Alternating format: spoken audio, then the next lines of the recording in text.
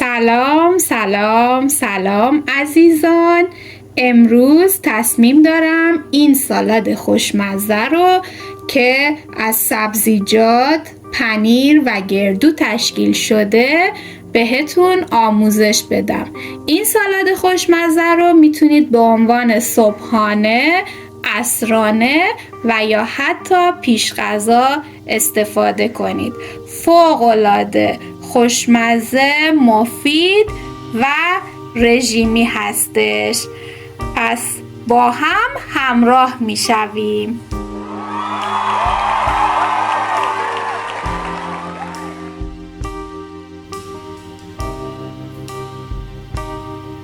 خب عزیزان، حالا میخوام یه مدل سالاد درست کنم شامل گوجه فرنگی، آووکادو، فلفل دلمه‌ای، فلفل سبز تند و خیار هستش که شروع میکنیم به درست کردن. خب در ابتدا خیارامونو به صورت مربعی یا همون نگینی خورد میکنیم. حالا خیارا رو که خورد کردم، مرحله بعد فلفل دلمه‌ای ها رو هم به صورت نگینی خورد میکنم. من برای زیبایی سالاد از رنگ‌های مختلف فلفل دلمه‌ای استفاده کردم که این باعث میشه اشتها رو تحریک کنه و سالادمون بیشتر بهمون بچسبه. همچنان به خورد کردن فلفل دلمه‌ای ادامه میدیم، قرمز و زرد و سبز. واقعا فلفل دلمه‌ای طعم خیلی خاصی داره و خیلی هم پرخاصیت و مفیده. این فوق‌العاده خوشمزه است و مفید. خب مرحله بعدم گوجه فرنگی ها رو به صورت نگینی خورد میکنم.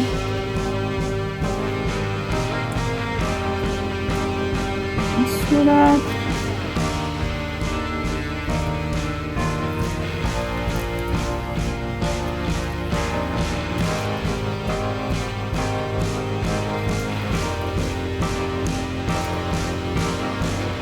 خب حالا آووکادومون رو اضافه میکنیم. آووکادو هم واقعا خوشمزه است. این سالاد هم حتما امتحان کنید، عالیه. خب عزیزان، مرحله بعدم این فلفل تندای تازمون رو اضافه میکنیم که واقعا سالاد رو خوشمزه میکنه.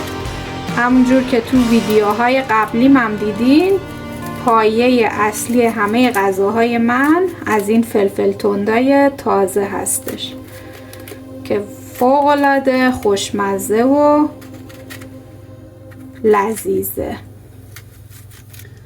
خب بعد از خرد کردن فلفل سبزای تند و تازمون میرسه به پیاز که من از 2 نوع پیاز استفاده میکنم، پیاز بنفش و پیاز سفید. اینا رو هم خورد میکنم و بعد میمونه مرحله آخر که حتما بهتون نشون میدم.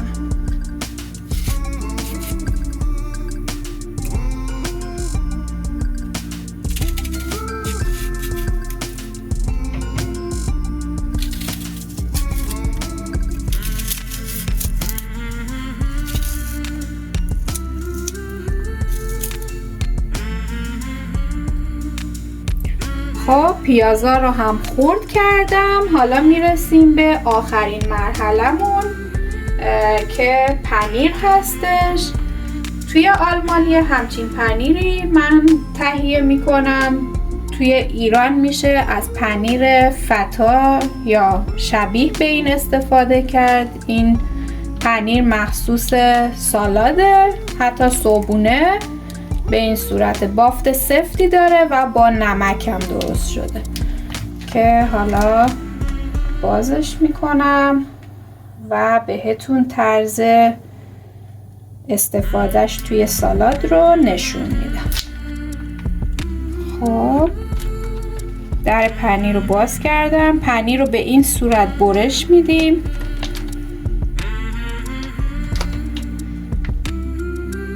به این صورت و از این سمت به صورت مربعی و بعد این رو روی قسمت‌های مختلف سالاد میچینیم.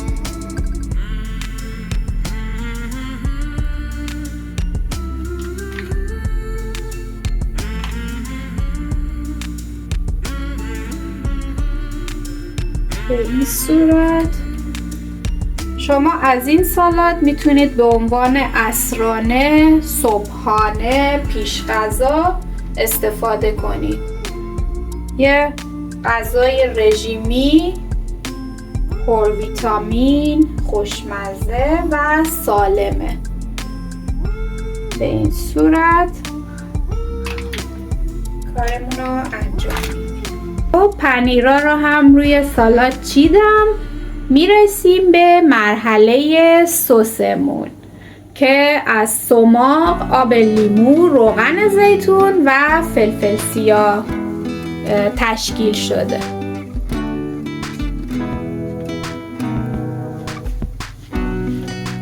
اول از همه یه مقدار آب لیمو روی تمام قسمت‌های سالادمون میریزیم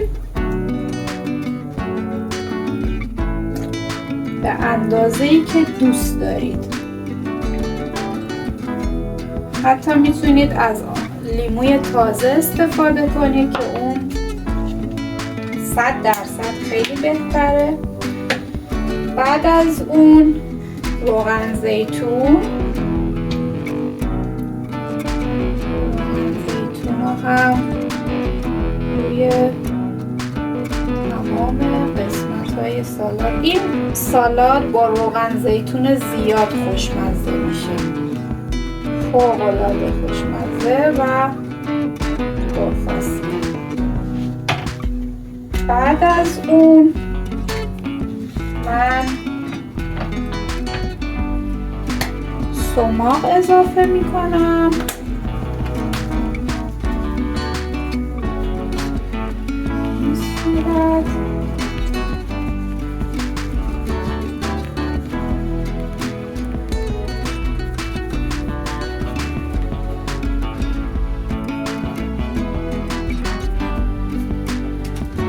و در نهایتم از فلفل سیاه